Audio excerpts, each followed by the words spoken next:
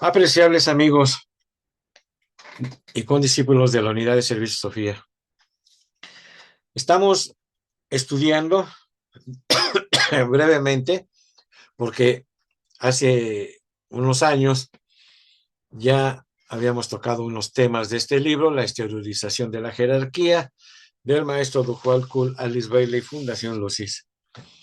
Y estamos ahorita aquí por empezar ciertos escritos. Leí la otra vez en la cápsula pasada, uno de 1940, y entonces tiene este libro unos escritos muy interesantes. El otro era de la crisis mundial hoy como entonces, y hay algunos que pues ya no están para esta época, hay otros que sí. Yo en el otro hice el comentario que nada más quitaran el nombre de Alemania y que íbamos a encontrar exactamente todo que era lo mismo que tenemos en estos momentos. Entonces, es un libro bastante grueso de lectura, muy interesante. Hemos tenido la oportunidad de releerlo muchas veces y bueno, incluso nos da el significado de la gran invocación, etcétera.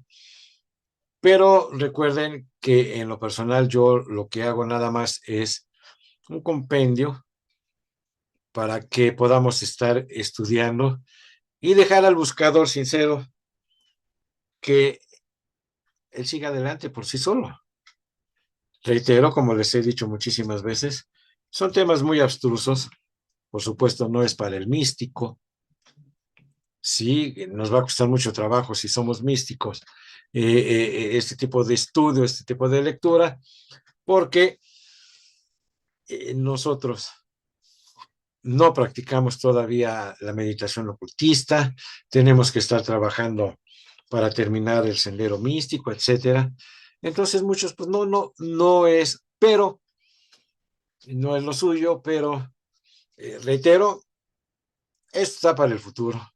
Para esos que son ahorita niños, van a ser adultos y van a tener la oportunidad de tener ese material, como muchísimos condiscípulos en todas partes del mundo hacen lo mismo con la distribución de los libros del maestro Dujwal Kul. Cada quien, como dice el maestro Dujwal Kul, desde sus trincheras hace la difusión de los libros. Lo único que yo en lo personal hago siempre énfasis es que tratemos de quitarnos el culto a la personalidad, porque esa separatividad nos las provoca precisamente el culto de la personalidad. No aceptamos todavía que otra persona nos pueda estar mencionando ciertas cosas del que no estoy familiarizado, donde con mi espejismo había hecho yo una creencia de que yo ya era Juan Camaney, y cuando empezamos a leer los libros, pues el maestro nos dice y nos muestra otras cosas. El tema es muy interesante, porque por cierto que lo es, y dice aquí, escuelas y disciplinas esotéricas. Ya hablamos de las escuelas místicas y las escuelas ocultistas. Bueno, en este libro, porque el maestro pues también va eh, duro y duro con nosotros, recordándonos ciertas cosas, porque si no, no nos las grabamos. Y aquí dice escuelas y disciplinas esotéricas. Nuestra segunda pregunta se relaciona con el trabajo de las escuelas o disciplinas esotéricas, como a veces se las denomina, y el entrenamiento y la protección de los aspirantes que trabajan en ellas.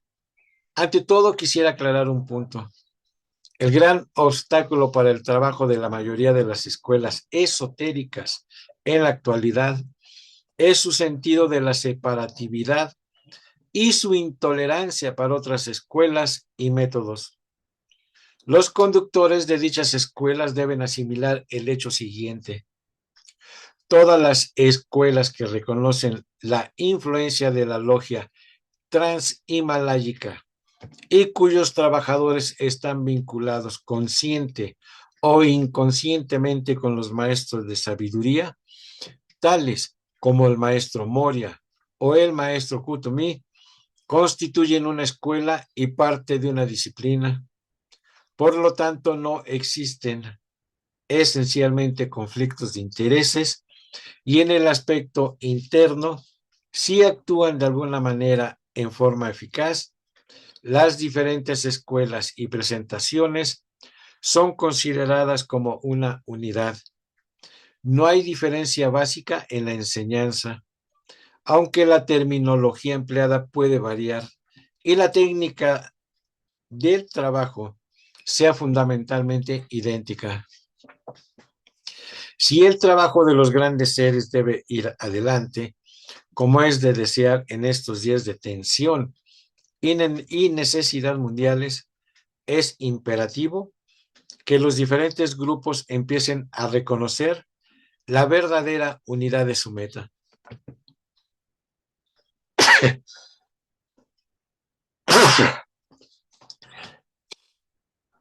Guía y técnica y sus conductores comprendan que el temor hacia los otros conductores y el deseo de que su grupo sea numéricamente el más importante predispone al frecuente empleo de las palabras. Esta es una disciplina diferente o su trabajo no es el mismo que el nuestro. ¿Cuántas veces hemos escuchado eso? Yo, en lo personal, ya les dije que caminé por muchas escuelas y eso sí se dice, totalmente se dice. Tal actitud obstaculiza el verdadero desarrollo de la vida y la comprensión espirituales.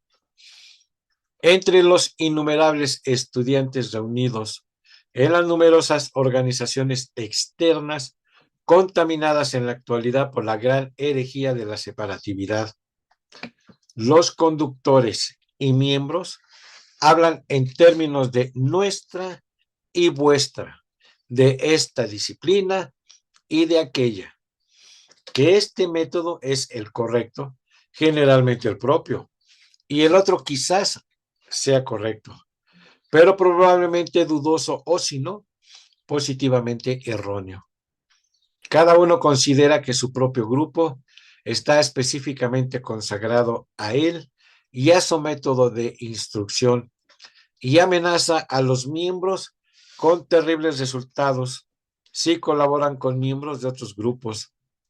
En cambio, deberían reconocer que los estudiantes de escuelas análogas que trabajan bajo los mismos impulsos espirituales son miembros de la escuela una y están vinculados en una unidad subjetiva básica. Llegará el momento en que estos diversos grupos esotéricos, actualmente separatistas, tendrán que proclamar su identificación cuando los conductores, trabajadores y secretarios se reúnan y aprendan a conocerse y comprenderse. Algún día tal reconocimiento y comprensión los llevará al punto en que procurarán complementar los esfuerzos de cada uno, intercambiar ideas y constituirán en verdad y de hecho una gran escuela de esoterismo en el mundo, con diferentes clases y grados, pero todos ocupados en la tarea de entrenar aspirantes y prepararlos para el discipulado, o en supervisar el trabajo de los discípulos que se preparan para recibir la iniciación. Entonces cesarán las tentativas actuales de obstaculizarse el trabajo mutuamente mediante la comparación de métodos y técnicas, la crítica y la difamación, la prevención y el cultivo del temor y la insistencia sobre la exclusividad. Estas técnicas y métodos obstaculizan en la actualidad la entrada de la luz pura de la verdad. Ahorita que estaba yo leyendo esto, recordé que se hizo el intento hace muchos años, y se fundó algo que se llamaba la FUDOSI, ya no existe, por lo que acaba de decir aquí el maestro. Para aquellos que tienen la oportunidad de leer un poquito más, pues hay una sola masonería, pero ritos, cada quien, como dice aquí el maestro, él cree que es el bueno, y hijos, ¿cómo hay de ritos en la masonería? Y también en los grupos teosóficos, en los grupos de la Orden Rosacruz, en la Fraternidad Rosacruz, en los gnósticos también, mucho. Tenemos en la Fraternidad Universal lo mismo. Es lo que dice aquí el maestro. En lugar de que nosotros nos unamos y pensemos que todos pertenecemos a una sola escuela, por eso decía Confucio, debajo de las nubes una sola humanidad. Tenemos la herejía de la separatividad, como dice aquí el maestro. Aquí no habla de religiones, por lo tanto, no digo nada. Entonces, de esas escuelas, sí, pues hay muchas. Sí, por supuesto. La Orden de los Templarios. Muchos queridos hermanos que yo tuve la oportunidad de conocer y wow, pues en todos lados se cosen habas. Y entonces aquí vemos lo que nos está diciendo el maestro. Los aspirantes de estas escuelas presentan un problema diferente del psiquismo y la mediunidad comunes.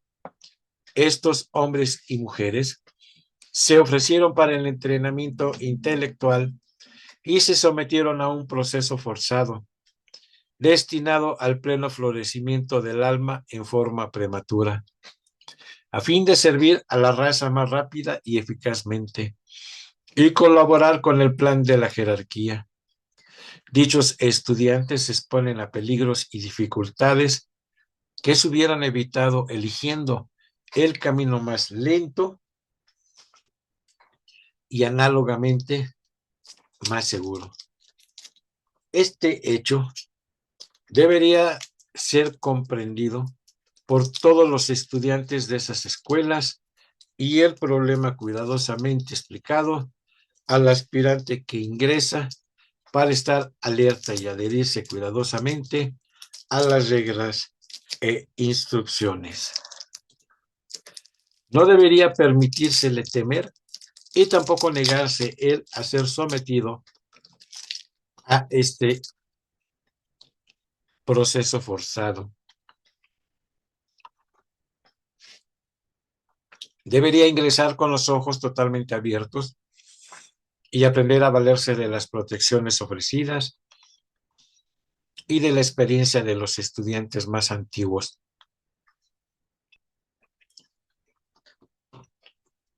En todas las escuelas esotéricas, el énfasis es puesto necesaria y correctamente sobre la meditación.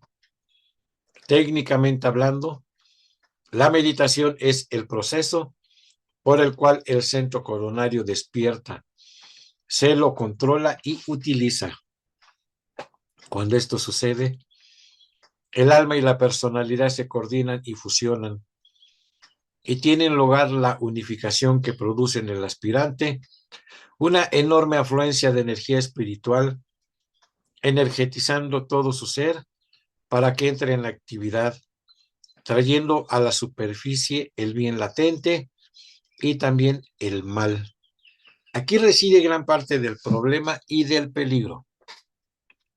Por eso la insistencia de tales escuelas verdaderas sobre la necesidad de que haya pureza y veracidad. Se ha insistido demasiado en la necesidad de pureza física y no suficientemente en la necesidad de evitar todo fanatismo e intolerancia. Estos dos defectos obstaculizan al estudiante mucho más que la dieta errónea y nutren los fuegos de la separatividad más que cualquier otro factor.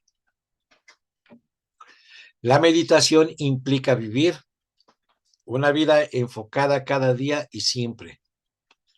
Esto impone forzosamente una indebida atención a las células del cerebro, porque entran en actividad las células pasivas y despierta la conciencia cerebral a la luz del alma. Este proceso de meditación ordenada, cuando se lleva a cabo durante un periodo de años, complementado por la vida meditativa y un servicio concentrado, despertará exitosamente todo el sistema y pondrá al hombre inferior bajo la influencia y el control del hombre espiritual.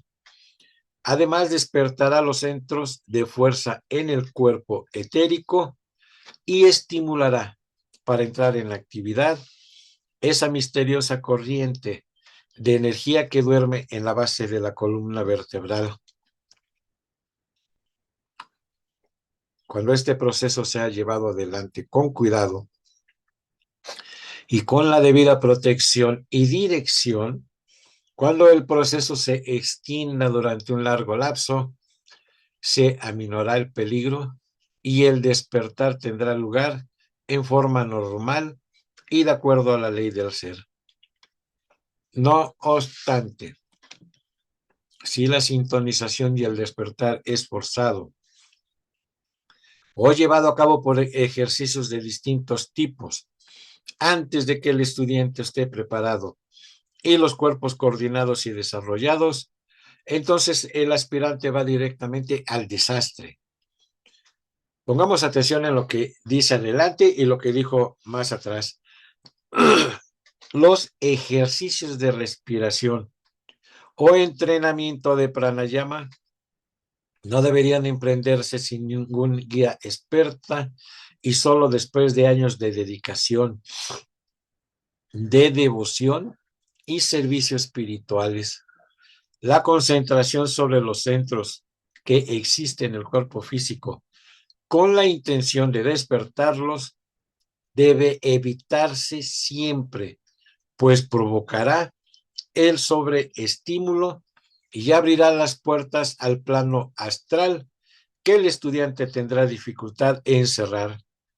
Nunca insistiré demasiado a los aspirantes de todas las escuelas ocultistas que para este periodo de transición se recomienda la yoga de la intención enfocada, del propósito dirigido, de la constante práctica de la presencia de Dios y de la meditación regular ordenada, practicada sistemática y constantemente durante años de esfuerzos.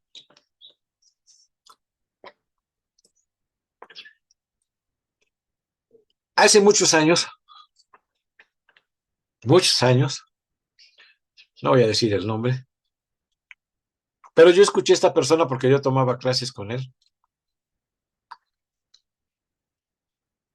en 1979, si quieren saber bien la fecha. En 1979 estaba yo tomando clases con esta persona y él dijo, y lo escuché, los chakras no se tocan. Me quedé y todo, la cabeza me retumbó así de que los chakras no se tocan. Y a la fecha, ustedes están escuchando que lo sigo diciendo. Y el maestro aquí lo dice, no más en este libro, lo dicen todos sus libros, los chakras no se tocan. Y esa misteriosa corriente de energía que duerme en la base de la columna vertebral, que es el Kundalini, o Shakti, como le quieran llamar muchos, quieto, Nerón, tampoco se toca, eso se deja ahí quieto. Cuidado, cada quien practica su yoga, cada quien tiene sus escuelas, pero aquí dice el maestro, Dujwal Kul, en el libro de la exteriorización de la jerarquía, que no se cansará demasiado de decirle a los estudiantes que los chakras no se tocan. Que lo haga cada quien eso ya es su problema. Aquí está el embrollo de muchísimas cosas. Se sobreestimula, dice, y abrirá las puertas del plano astral que el estudiante tendrá dificultad en cerrar. Cuando tengamos la oportunidad de leer tantito nada más, porque son 1000 hojas de tratado sobre fuego cósmico, ahí dice el maestro más sobre esto, y bueno, dice, que le quede claro al estudiante, más o menos va así, ¿no? Que le quede claro al estudiante que jugar con fuego es totalmente peligroso, porque va a abrir estas puertas que está diciendo aquí del plano astral y no tiene idea de la cantidad de entes que se van a meter, ¿eh? Por supuesto. Para aquellos que buscan un poquito más, Vicente Ventral Anglada, en uno de sus libros, dice esto.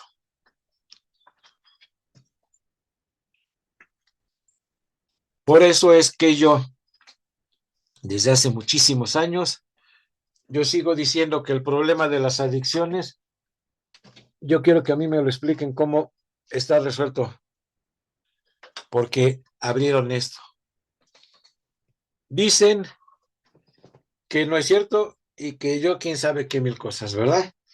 Pero como conozco el tema, ¿qué tal cuando están con la piedra? ¿Qué tal inhalan? ¿Qué tal en la pipa? Entonces están haciendo ejercicios de respiración, ¿verdad? Y están utilizando el pranayana que dice aquí y que se van a meter en broncas. Y zúmbale con las inhalaciones, hasta dejan de hablar con tal de que se quede más en él.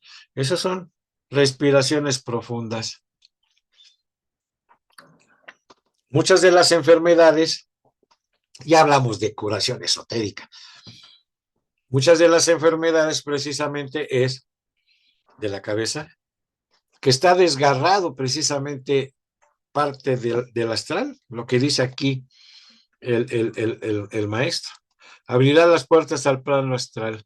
Imagínense un tremendo susto. Se abre. Me querían robar o violar. Se abre. Y eso ya no se cierra. Y lleva vidas, vidas y vidas y vidas, hasta que eso se va calmando. Porque uno de los chakras empezó a girar demasiado con todo lo que les estoy diciendo. Por supuesto, sigo con la lectura.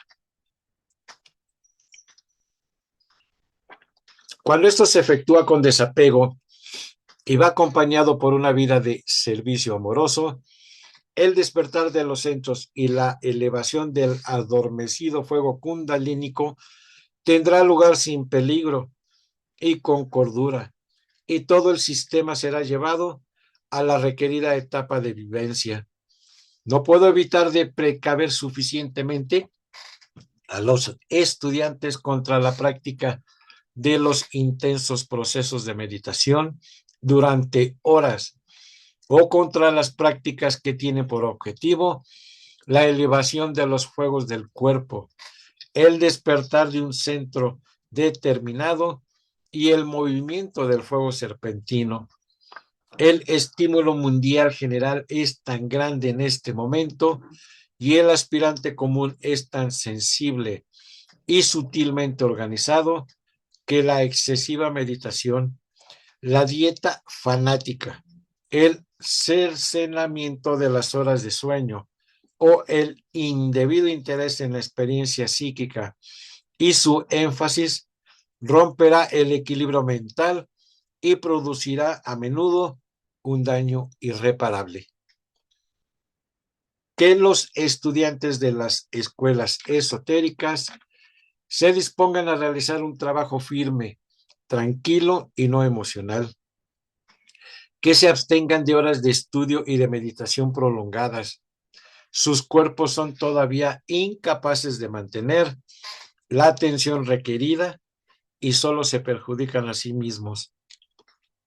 Que lleven vidas normales de trabajo Y recuerden en la presión de los deberes y servicios diarios, quiénes son ellos esencialmente y cuáles son sus metas y objetivos. Que mediten regularmente cada mañana, empezando con un periodo de 15 minutos, no excediendo nunca los 40. Que se olviden de sí mismos al servir y que no concentren su interés sobre su propio desarrollo psíquico, que entrenen sus mentes con una medida normal de estudio y aprendan a pensar inteligentemente de manera de equilibrar sus emociones y permitirles interpretar correctamente aquello con lo que entran en contacto a medida que aumenta su percepción y se expande su conciencia. Los estudiantes deben recordar que no es suficiente tener devoción al sendero o al maestro. Los grandes seres buscan colaboradores y trabajadores inteligentes más que devoción a sus personalidades y al estudiante que camina independientemente a la luz de su propia alma. Lo consideran un instrumento en el cual se puede confiar más que en un fanático devoto. La luz de su alma le revelará al aspirante serio la unidad que subyace en todos los grupos y le permitirá eliminar el veneno de la intolerancia que contamina y obstaculiza a tantos. Le hará reconocer los fundamentos espirituales que guían los pasos de la humanidad. Lo obligará a pasar por alto la intolerancia, el fanatismo y la separatividad que caracterizan a las mentes pequeñas y al principiante en el sendero. Él lo ayudará a amar en tal forma que comenzará a ver con más veracidad y ampliará su horizonte. Le permitirá estimar en verdad el valor esotérico del servicio y le enseñará sobre todo a practicar esa inofensividad que es la cualidad sobresaliente de todo hijo de Dios. La inofensividad, que no pronuncia ninguna palabra que perjudique a otra persona, que no tiene ningún pensamiento que envenene o produzca un mal entendido y que no efectúa ninguna acción que pueda herir al más insignificante de sus hermanos, virtud principal que permitirá al estudiante esotérico hollar sin peligro el difícil sendero del desarrollo. Cuando se acentúa el servicio al semejante y la tendencia de la fuerza vital se exterioriza hacia el mundo, entonces no existe peligro y el aspirante puede meditar, aspirar y trabajar sin riesgos. Su móvil es puro y trata de descentralizar su personalidad y apartar de sí mismo el foco de su atención, dirigiéndolo al grupo. De esta manera, la vida del alma puede afluir a través suyo y expresarse como amor hacia todos los seres. Sabe que es parte de un todo y la vida de ese todo puede afluir conscientemente a través de él, conduciéndolo a la comprensión de la hermandad y de su unicidad en relación con todas las vidas manifestadas. No se puede agregar absolutamente nada de toda la instrucción que acabamos de escuchar. Lo único que podemos seguir diciendo es que los chakras no se tocan, que las respiraciones profundas. Miren, yo estuve en grupos y yo escuchaba y decía, qué bruto, parecen ventiladores. ¿Cómo inhalaban? ¿Y cómo exhalaban? Y decía yo, wow, ¿de qué se trata todo esto? Pero ¿saben qué? Hay escuelas que enseñan a hacer eso, ¿eh? de lo que yo le estoy diciendo era una de esas escuelas. Y el maestro dice aquí que nomás no podemos hacer nada. No podemos poner la atención en un solo chakra porque nos vamos a meter en reverendísimos problemas. Mucho menos porque ya les dije que, claro, que no he caminado mucho, pero lo que he caminado tuve la oportunidad de ver y escuchar cómo hablan del despertar del Kundalini. No, me olviden. O sea, hay una yoga, Kundalini Yoga. ¿Tienen ustedes idea de lo que es Kundalini Yoga con lo que acabamos ahorita de escuchar? Bueno, pues había personas que entraban a los reclusorios y daban Kundalini Yoga. Cuando yo escuché eso, ¿cómo o sea, ya todo el problema que hay ahí adentro y llegan para hablar de Kundalini Yoga en los reclusorios, en las clínicas de adicciones, hablar de Kundalini Yoga, pues claro que fui a buscar precisamente quiénes eran los que daban eso y bueno, pues deja que los ciegos conduzcan a los ciegos. Por eso tenemos que tener muchísimo cuidado. Tenemos suficiente literatura esotérica para estar estudiando. Y el maestro por eso dice ciertos libros, hablamos del Bhagavad Gita, ¿no? Con ese libro es más que suficiente y ahí vienen las técnicas de yoga. Ahí vienen. Entonces, vámonos con calma con el despertar de los chakras y de la energía del Kundalini. Muchísimas gracias. Mi nombre es Eloy Bertelli. Nos vemos y nos escuchamos en la siguiente cápsula. Muchas gracias.